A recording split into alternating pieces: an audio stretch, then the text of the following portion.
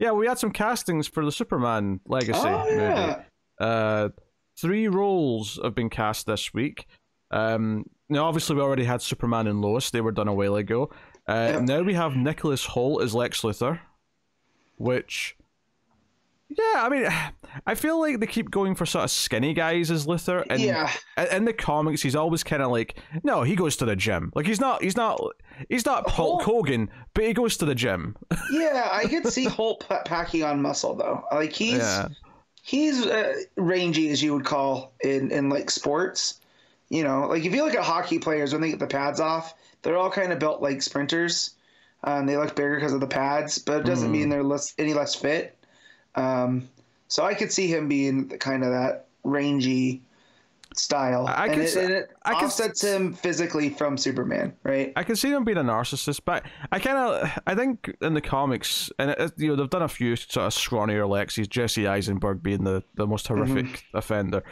Horrific. I would describe it, but it fits nonetheless. But I guess like I always see Lex Luthor as he's drawn in comics to be kind of like, he is the alpha male in a lot of ways. He looks like this alpha dude in a business suit. The only thing that's not alpha about him, I suppose, is the fact that he's bald, if you see that as non-alpha. Although, I feel like a lot of gym bros are bald, so it actually still fits to me. But they're bald for other reasons. It's not from kryptonite poisoning and or an explosion.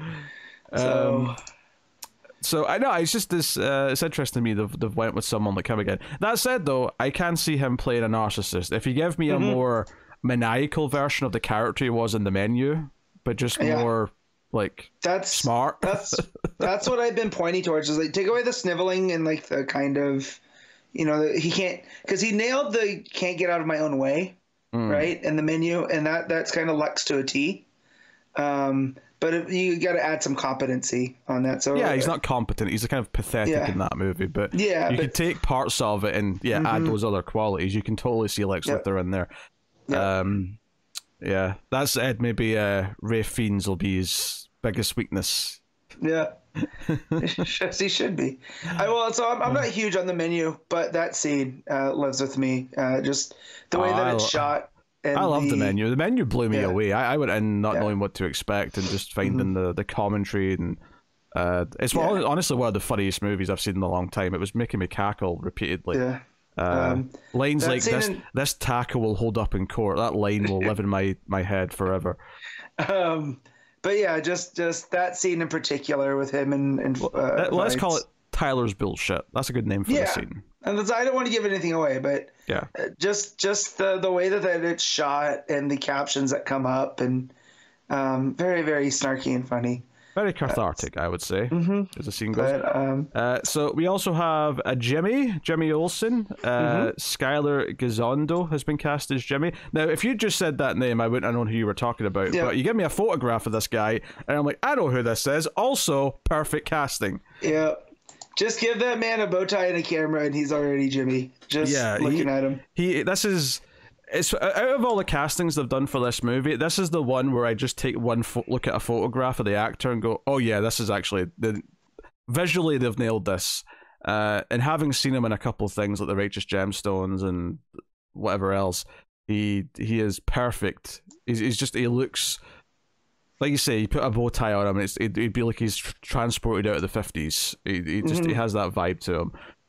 So that's perfect. And then we also have Sarah Sampaio as Eve Tessmacher. I hope they yell it. Don't know who she is. Oh, the actor? Yeah. You know who Eve Tessmacher is? Yeah, I know who Tessmacher is. Yeah. Yes. It's a simple little thing, but I do kind of hope that Holt yells Miss Tessmacher at some point. It's like the movie, the original movie's version of Lex, like it's entertaining because it's Gene Hackman, but it's not necessarily what I think Superman fans of the comics want as a Lex Luthor. But the one little thing that I'll take from it that I'll keep in lore as a homage to it is the yelling of Miss Tessmacher's name. Yeah. I'll keep that gladly. I don't know who she is either, really. I'm just scanning to see if it tells me here in the article. But they're all pretty much like, I remember when they announced the last go around of Superman, castings, and they all seem very familiar people. I like that a lot of these people they seem to be either from like TV or from smaller projects. Holt notwithstanding. Relatively, I mean, unknown feels maybe a bit too strong, but yeah. But like Rachel Brosnahan, she had that show on Prime for 5 seasons, and Corn Sweat's been in some things. So I don't really know either of them though either. I just like all I had to go on for them was the photographs, and goes, I can see that being Lois. I could see him being Superman, I guess, but nothing much to really go on. I think that helps too, because they're able to kind of mold themselves into that. Tessmacher looks similar. The actress, like the biggest thing I think she's been in is the TV show Billions. Okay. And that seems to be one episode. Gotcha. And then a few movies that I've not heard of. So she seems to be an up and comer. Yeah. Well, that said, she's 32, so she's not exactly like super young, but she's up and coming in the sense that I've not seen her in anything. Yeah. I think she's a model first and an actor second. I think that's why she's only just getting. So then she should strike an opposing figure as Tessmacher, which makes it feel like they're mixing Tessmacher and Mercy a bit. Yep. If that's what they're going for. For sure. Okay. Oh, no notes. No.